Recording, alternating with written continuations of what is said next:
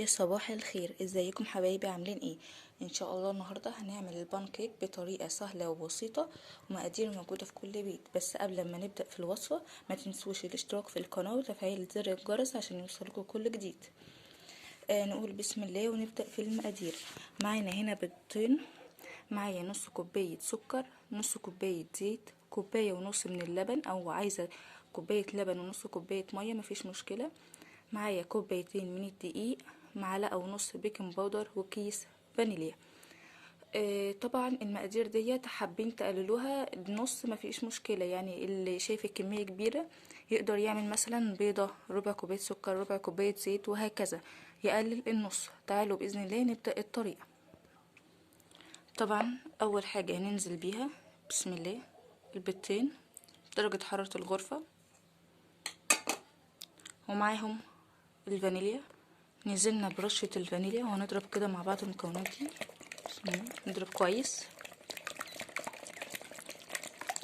وبعد كده هننزل بكوباية السكر، نص كوباية سكر،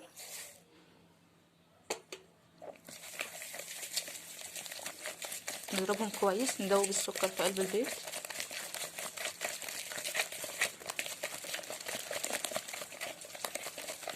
خلاص دوبناها كويس. ننزل بنص كوباية الزيت،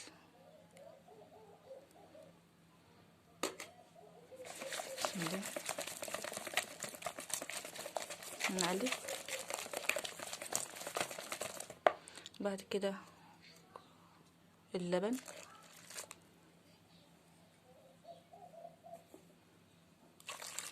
طبعا حابين تحطوا كوباية لبن ونص كوباية مية مفيش مشكلة. هندوبهم كويس في بعض.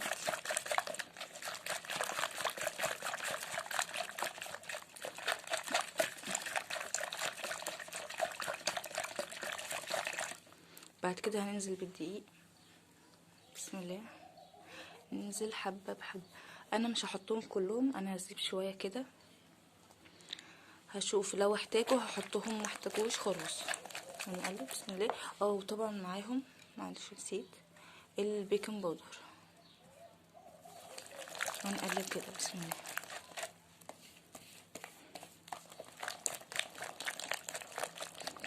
طبعا هنحط شوية دقيق كمان،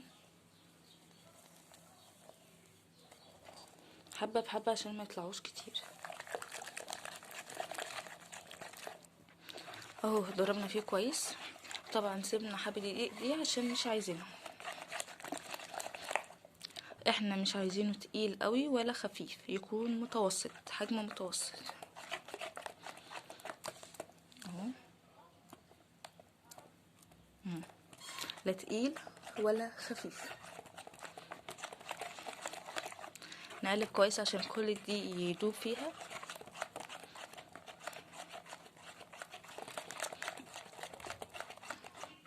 بس خلصنا كده ودوبنا الدقيق كله. هنبدأ بقى نجيب صاجة او صينية او اي حاجة عندك، وهوريكم هنعمل فيها ايه ان شاء الله.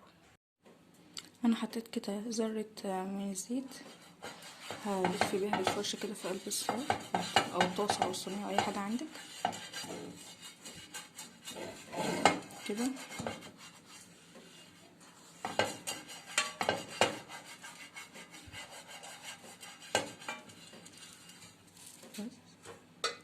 هنبدأ نحط البانكيك اللي احنا عملناه.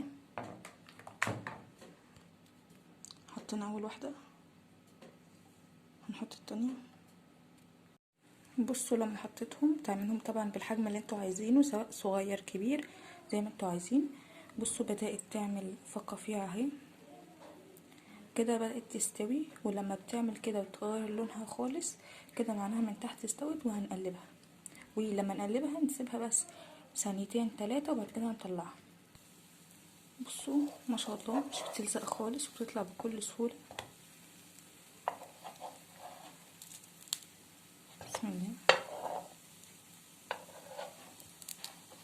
جربوها بجد هتعجبكم، حلوة قوي للاطفال، احسن من ان هم يجيبوا من اكل من بره. وطبعا كله بره بيبقى مش حلو، وطبعا الاسعار بقت مبالغ فيها، فيعملها في البيت تبقى افيد واصح واحسن، وكمان بتبقى انضف وتعملي كميه كبيره منها. طبعا احنا قلبناها مش هنسيبها كده، هنطلعها على طول. هي خدت لون من الناحيه التانية بسيط، هنطلعها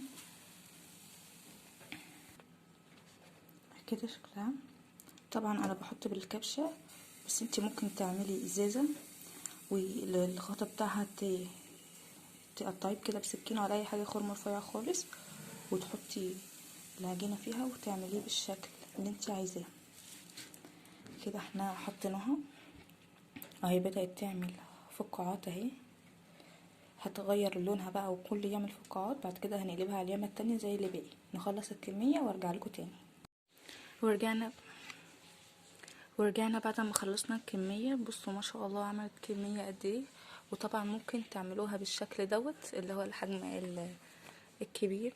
بصوا ما شاء الله اهو، تعملوها بالحجم الكبير دوت. وجنب البانكيك دوت عملنا صوص شوكولاته، انما ايه بجد طعمه تحفه وحلو قوي.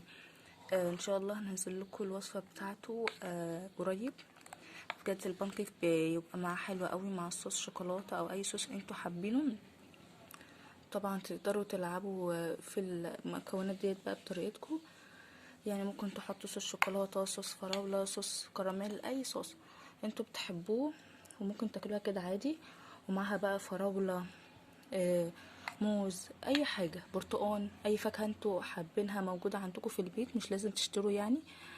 هاتوها وطعمها يبقى حلو قوي. ممكن كمان مع البانكيك دوت تعملوا اسمه ايه، بسم الله الرحمن الرحيم، كريم شانتيه معاها. بجد بيبقى تحفه. كريم شانتيه بقى ومع اي نوع فاكهه، او كريم شانتيه بس وهو طعمه خطير. بصوا ممكن كمان تعملوا الحركه دي، تجيبوا بانكيكايه كده واحده، تحطوا عليها صوص شوكولاته كده بالمنظر ده،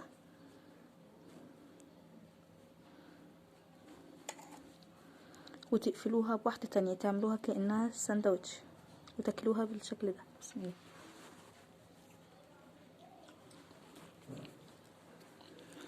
حرفيا خطيره. بصوا بجد الاطفال هتحبها قوي وطعمها جميل. جربوها وقولوا لي رايكم في التعليقات. يلا باي باي.